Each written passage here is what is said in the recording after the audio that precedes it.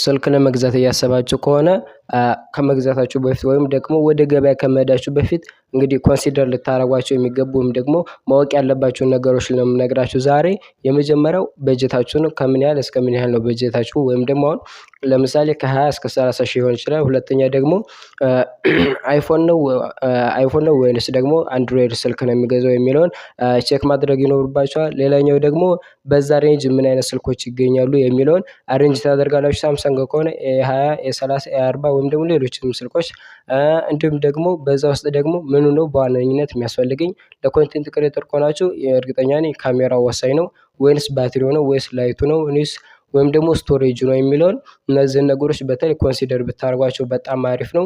ለምንድነው የምንጠቀመው ምን ያህል ነው ባላንሴ ወይም ደግሞ ምን ያህል ነው በጀቴ ምን አይነት ስልክስ በዛ በጀት ማግኘት እችላለሁ የሚለውን ኮንሲደር አድርጋችሁ ብትሄዱ ገበያ ላይ የፈለጋችሁትን ስልክ በቀላሉ ለመግዛት ያግዛችኋል። ይመቻችሁ።